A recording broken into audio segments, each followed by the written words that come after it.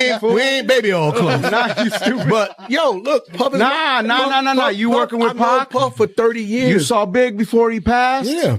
Bro, so you're close. And Jack, what were you saying? In the documentary, there was insinuations of, that Diddy possibly had something to do with both Tupac and Biggie. And, who's telling the story, right? You can skew people very close to the situation. But you can skew.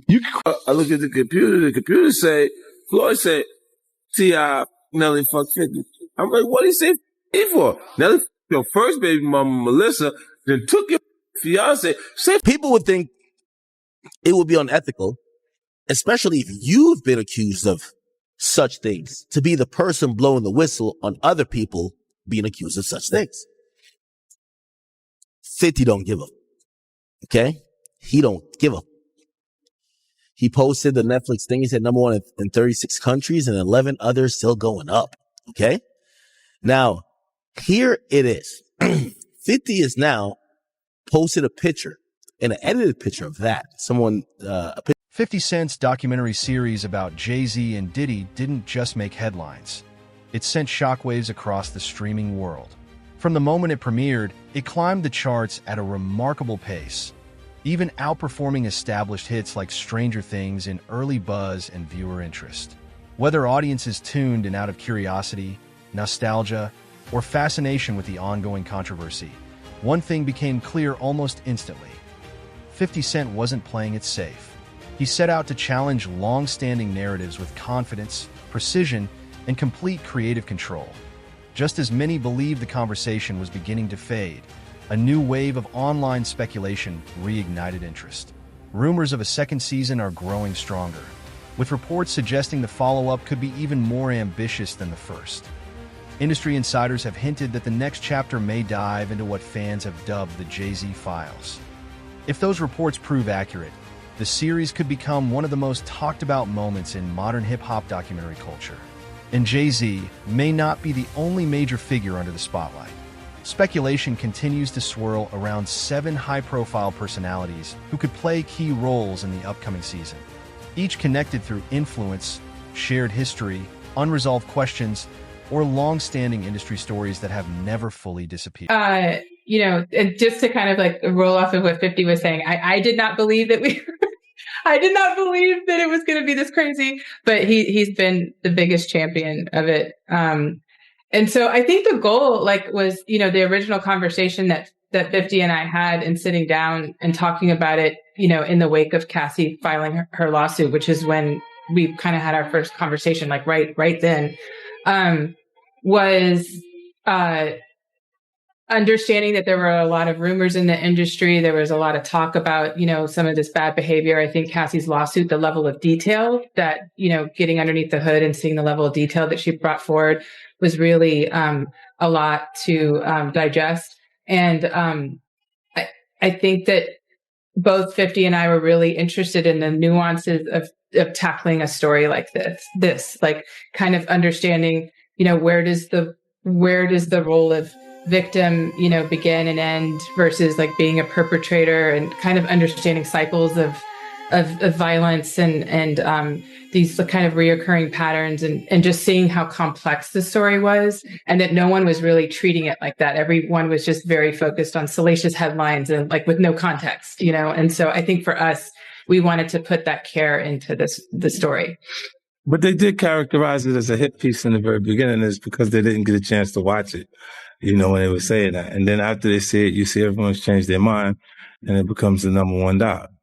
But also someone calling it a hit piece was a statement from Diddy's team. So, I mean, what's your response to Diddy's team? Of course, they're going to probably have an opinion. And then what's your opinion on people that just say that you're petty? Are you petty?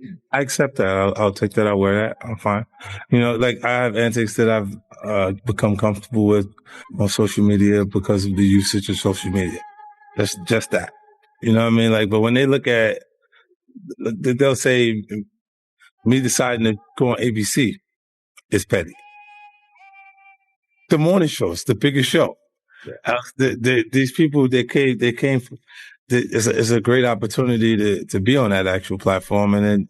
But they looked at it further and said, it's airing in prison, so this would be why I would like to do that. and it didn't come across as a reason not to. Of course, I was aware that it would be airing. And for both of you, one of the other questions fans are asking is, there are a lot of great and powerful interviews in this, but where are A-list celebrities? Where are people in his orbit that remain silent? Like, they've never really even spoken out against the allegations or anything that's going on. Are people just concerned about their careers? Are they afraid to speak out? Because I remember Harvey Weinstein, right away, everyone was like piling on and talking. Yeah. Why is everyone afraid to say anything about Diddy? It's a part of the hip hop culture. Like, they think that they are telling something. Or just mind your business type of thing. Like, so if there's no, other than that, you would look, if I wasn't saying the things that you've heard me say, there would be nothing being said at all. So it'd just be, you would assume that. Early rumors about season 2 of 50 Cent's hard-hitting Netflix series began circulating. One name that surprised many was Marlon Wayans. Best known for comedy classics like Scary Movie and White Chicks, Wayans initially seemed like an unlikely figure to enter the conversation. But as recent tensions between the two became more visible, the speculation quickly gained momentum. The discussion began during an interview in which Wayans was asked about the documentary. Rather than offering praise, he urged viewers to approach the situation with caution, suggesting the story involved deeply personal issues and long-standing conflicts rather than straightforward storytelling. He emphasized accountability, timing, and the idea that actions have consequences, especially when someone is already under intense public scrutiny. Wayans did not explicitly defend anyone. Instead, he questioned the motives behind the documentary and argued that documentaries don't always present the complete picture. His comments, however, appeared to draw a swift response from 50 Cent. Through a series of social media posts filled with trademark humor, exaggerated imagery, and playful references to Wayans' past film roles, 50 Cent turned the exchange into a highly public online feud. What followed was a rapidly escalating wave of memes, AI-generated images, and viral posts that transformed a difference of opinion into one of the internet's biggest talking points. As the back and forth dominated social media, it also fueled even more speculation about what season... Is it like in the family chat? Well, brothers, they were funny. Dame was like, why you pick the biggest brother? He's on gamma rays. Stick to beefing with Soldier Boy, Kevin Hart, people that we can beat. You fight him. Leave guys that got shot 9 times alone. He survived 9. And so I backed out. I just said his name. They asked me about the documentary. I was like, I didn't see it. And then they asked me about it, and I just gave my opinion. I was just like, I don't think brothers need to be quarreling in public like that. And then what I get into? A public quarrel with a brother. And I just think it was bad for the culture. And so I kind of backed out. I don't even say that name anymore. If you ask me, hey, you got change of $1? I need a $50. So you need a $50. All right. So I'm going to make it abundantly clear. I'm not here defending Diddy. I am here because I got dragged into this because somebody asked me a question and I had an opinion. Nobody's wrong for giving an opinion about any subject, period.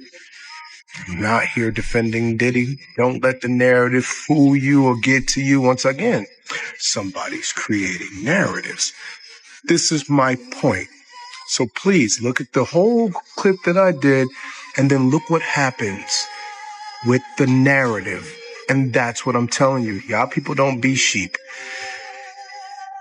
Use your brain, freedom of thought, freedom of speech, and don't ever let nobody bull you. Never. What makes this clash so compelling isn't just the involvement of high-profile names, it's the timing. The controversy erupted just as conversations surrounding the documentary reached their peak, turning what might have been a fleeting remark into days of non-stop online exchanges, viral memes, and heated debates. Marlon Wayans has insisted that his comments were never meant to defend anyone or take sides. According to him, they were simply about offering perspective, encouraging balance, and questioning how stories are presented. However, 50 Cent and many fans interpreted his message very differently. Their reaction suggested the issue had grown into something much bigger than a simple difference of opinion. As a result, Marlon Wayans is no longer just commenting from the sidelines.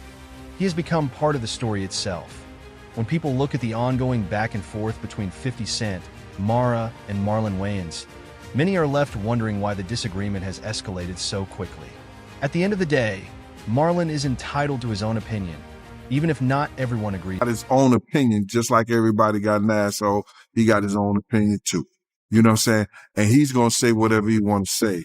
But, you know, when you know somebody is going to war or don't like somebody or somebody got a beef with somebody, unless you want to be a part of that beef or take a part of that, why you going to get involved in it?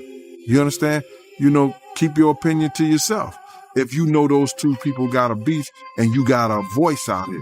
Marlon got a voice because he comes from that family that has done a crazy, you know, comedy shows and things for our community as far as being the elites of the comedy world and then of the movie world. And he comes from that family, bro.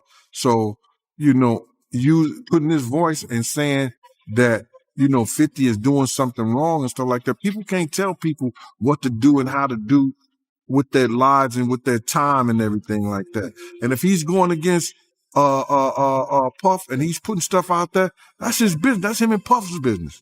You understand? Like people try to say I'm doing something wrong. That's me and Puff's business. You understand? No, but it's all right for him to send dudes to try to do something to me. It's all right for him to, you know, send people or get them information so I can lose my job. It's all right for them to do what they do. You understand? But when they see somebody like me or doing it back or saying something, I got to be some broke this. I got to be some jealous this. I got to be some hating ass and stuff like that. No, this is war. You understand? I might not have the ammunition he have. I might not have the people that he have. So for Marlon Wayans to go at 50 like that, both of them got money. You understand? Both of them got, you know, their own peace of mind. You know what I'm saying? But for Marlon to put out a clip that is an AI generated clip against 50, that's something whole different, bro. That's something whole, and I see that's happening right now. They got a clip of me holding a picture of Diddy, and I think it's 50 or somebody in the bed together. You understand? I ain't never had that picture right there. You know what I'm saying? I ain't never seen that. That's a lie. But they're allowing that like that to come on the internet. You know what I'm saying? They're allowing people, you know, to cut and paste and put stuff out there and make people seem like, you know, they are some kind of fanoid, some homosexual ass whatever. And I know you can't say that on a thing, but that's what it is, bro. And I just hate that they are allowed and they can't be sued for doing stuff like that, man. And that's what, if you're going to do anything, you know, you should be able to sue somebody to be doing stuff like that. For him to put 50 in the hot tub with Puff or get that picture when he knows it's an AI generated picture, that was low. That was real low. But he said, so since 50 trolling, I'm a troll. So have that same energy when you see that man. Keep trolling when you see that man. And that's what I got to say about that one. My whole thing about it is, bro, you know, people going around saying, but Diddy's in jail. And him being in jail don't bring back none of the people that died, not only on his watch, on his making. It don't bring back big. You know what I'm saying? I heard one journalist talk about, Suge Knight is the one who, you know, big and set big up and everything like that. So let me ask you something. Suge Knight was working in accordance with Puff to get big out of California. He was working with Puff to keep big from going to London. Suge Knight was working with Puff to do that? I don't think so. I heard Puff tell Kirk Burroughs on that Thursday, yo, Big ain't going nowhere. You could go by yourself, but Big ain't going nowhere. You know what? When you look at things and you see things, you know that facts. Next name drawing attention is Jay-Z, and for many, his appearance in this conversation feels almost inevitable. If there was ever someone expected to enter the spotlight following the renewed attention surrounding Diddy, it would be Jay-Z. Over the years, 50 Cent has expanded his focus beyond personal feuds, turning his attention to larger conversations about influence, power, and accountability within the music industry. That Jay-Z and Diddy have shared decades of overlapping history in both music and business. Their relationship has often appeared complex, shaped by moments of mutual respect, professional collaboration, and an undercurrent of competition that has fueled speculation for years. While neither has publicly framed their relationship as a rivalry, fans have long debated just how close the two industry icons really were. And Jay-Z. They was close enough that they wasn't playing basketball, they wasn't playing baseball, they wasn't playing football, and they wasn't playing hockey or soccer for Diddy to come on stage, pat him on his ass, and then make the statement to people in the world that can't nobody call me Sean but Jay-Z. Now, I don't know what kind of statement, and I can't say, I wish I could say half a homo, but I know I can't say it, but I don't know what kind of half a homo that is. And you trying to say that you're not close to somebody. You coming on stage, patting them on their ass, and then you making a broad statement to the public, can't nobody call me Sean but Sean Carter. And I heard Jay-Z said the same thing about them. But they were so close that they had matching white girls together. Because when they used to see each other, they used to say, yo, how your skinny white girl doing? He'd be like, discussion surrounding Jay-Z has continued to gain momentum, fueled by commentary about his long-standing relationship with Diddy. Some commentators have argued that the two were clearly more than casual acquaintances, pointing to their many public appearances together over the years. They cite moments on stage, shared events, and friendly interactions as signs of a genuine bond, suggesting their relationship extended well beyond occasional business collaborations. Others, however, view those moments differently, arguing that public appearances alone don't reveal the true nature of a private friendship. The debate has only intensified as old interviews and clips continue circulating online, with fans revisiting years of industry history in search of new context. As a result, speculation has become a major part of the conversation, even though many of the claims remain opinions rather than verified facts. Adding to the buzz, 50 Cent has continued to fuel online discussion through his Instagram activity. A recent post featuring Jay-Z generated enormous engagement, with thousands of comments suggesting that Jay-Z could become the focus of a future documentary project.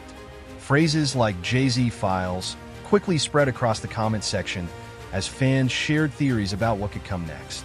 Instead of dismissing the speculation, 50 Cent appeared to embrace the conversation by interacting with several comments, encouraging even more debate without making any official announcement. The whistle on another rapper, given the fact that many rappers do the same things. Now, maybe not Diddy things, but like, I keep telling you, I know many rappers who they do domestically assault their women. They have put their hands on their woman. They have beat their woman before. They have a domestic case. People would think it would be unethical, especially if you've been accused of such things, to be the person blowing the whistle on other people being accused of such things. 50 don't give a okay? He don't give a He posted the Netflix thing. He said #1 in 36 countries and 11 others still going up. Okay? Now, here it is. 50 is now posted a picture, and an edited picture of that. A picture that someone drew of Jay-Z. And 50 said, please stop sending me stuff like this. I'm not going to post it. But of course, he's being facetious because he posted the picture that he claimed he wouldn't post. Now, that's not the interesting part, y'all. The interesting part is when you look at it, 50 was in the comments here, and he was liking posts. You can't see what the author, which will be 50, likes. But 50, and I guess I could post it on, give me a second. I could post it on our burner page.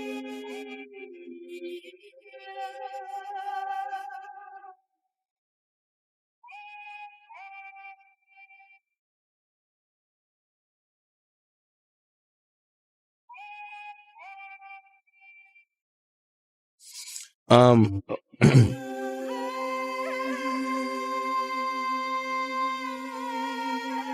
what? Wait. Give me 1 second, y'all. Give me 1 second. Every time I open my phone, I see like a million tweets. Anyway, because I don't want to slow the stream down. 50 is liking these comments, and these comments are saying, yo, do the documentary on Jay-Z next, right? Oh, actually, people posted on Twitter. So they're actually saying, and they're encouraging, and 50's liking it.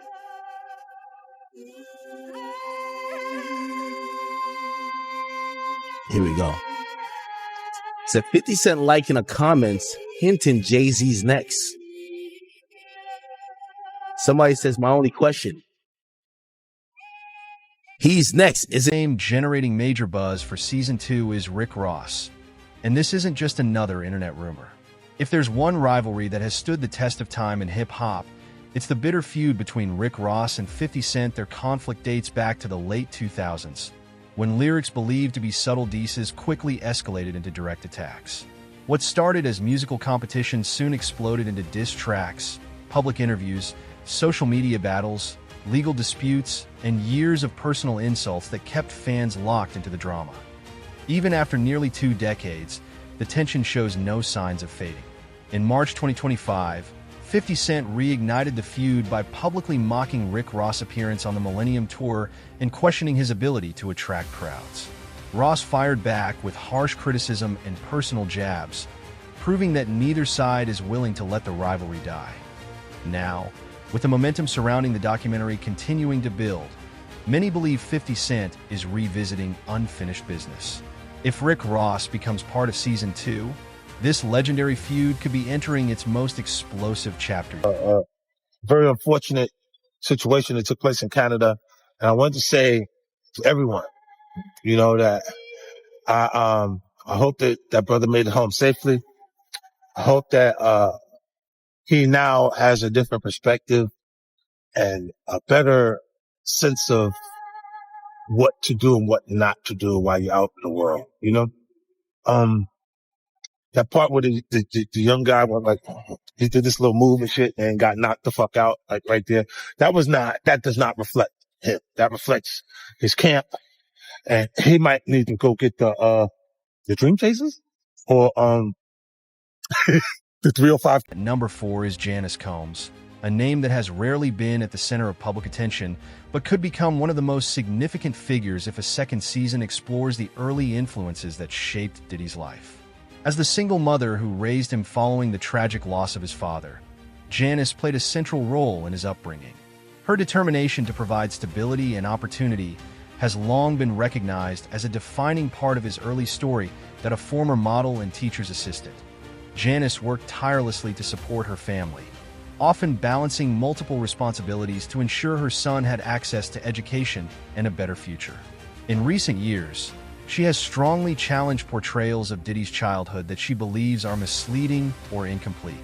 According to Janice, their home was built on hard work, sacrifice, discipline, and love, not the dysfunction that some narratives have suggested. At the same time, other individuals who claim to have known the family during that period have offered different perspectives. Some have described an environment where adult influences and complex social settings were more common than many would expect. leading to ongoing debate about the experiences that may have shaped Diddy's early years. These differing accounts have fueled public curiosity while remaining the subject of conflicting interpretation. I believe that he was victimized, and I think it happened long before the industry. You know, people really don't want to look closer into his childhood and to what his mama had going on in that house. God knows what he saw and what happened to him in his own mama house. All of those strangers, them up involved, looking around, seeing what was going on. And let's just be clear, it sounds like her house was a house of, professional freak-offs. So who knows what he saw or what could have happened to him while she was busy entertaining people and pouring and getting tips, as she would say, for her after-hour life. Oh yeah. He was. I'm gonna say he was surprised to hear that. School bus driver. No, was he surprised or was he like, zip it, you talking too much? Because that's what it looked like to me. It looked like you talking a little bit too much. They don't need to know about that. While she was sitting there, because I was a bus driver and I was this, and I worked at the after hours. And I would pour them drinks and they would give me big tips. She didn't say it just like that. Big tips. Big tip and spending cheese. In Sean's own words, in Diddy's own words, he had said he had a sigh of relief learning that he was the son of a hustler or a gangster. Like he wanted that status. He wanted to say that he was a sigh of relief is a wild thing to say. That your daddy was a gangster or a hustler. That's what you heard that he was. Well, I mean, like Tim said, they had a bunch of blaxploitation movies being played around the house all the time. They grew up with the Mac playing. They grew up with Superfly playing. Like, I mean, if that's what you got going on, you got two women in the house and there's no men around, and these are what the little boys are watching. You got basketball players coming over late at night. You got hustlers coming over, PIMPs coming over, women who look like they were modeling for Jet Magazine coming over. Like, it sounds like the nature of the environment is what shaped their perception. Anyone expected 50 Cent to avoid revisiting this chapter? Recent events suggest otherwise. Although Ray J is not typically grouped alongside industry powerhouses like Jay-Z or Diddy, his name has a way of resurfacing whenever major entertainment stories begin unfolding. And when it comes to revisiting old controversies, 50 Cent has never been one to shy away. The connection between the two isn't centered on music as much as it is on a series of public moments and long-running industry discussions. One of the most frequently referenced incidents is a backstage confrontation in Las Vegas involving Ray J and Fabulous, an event that has been debated for years. 50 Cent has repeatedly brought up the episode, often mixing humor with skepticism while questioning how the story has been told over time. In recent months, 50 has continued to keep Ray J's name in the conversation by sharing clips from his interviews and media appearances across. Forward to the documentary.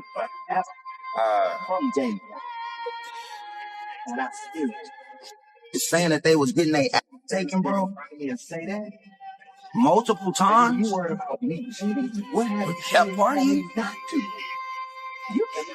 Oh, you some money? I mean, yo, what the is going on in this world, bro? You said I woke up with females in the bed.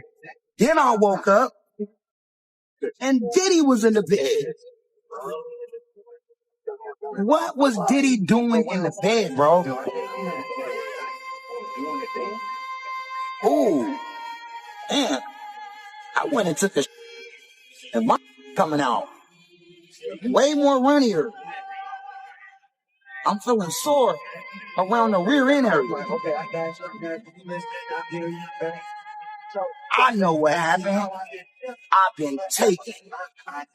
I've been taken, and now I'm still here. What makes this situation different is that it isn't rooted in a long-running personal feud or a past altercation. Instead, it's driven by loyalty and public support. Stevie J, a longtime producer and key figure within the Bad Boy circle, drew widespread attention when he openly stood by Diddy during the fallout surrounding the Reckoning docuseries. Rather than remaining silent as criticism intensified, Stevie J made it clear. You and your feelings about Daphne? Is she with gang them? Or is it that you sucking little Rod dick? However it go, I want you to fade. For all that. Since it's entertainment, let me beat the shit out of you on TV or something. Don't duck that.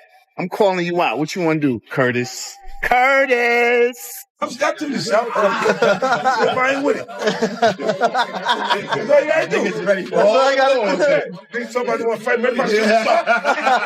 My shit's up.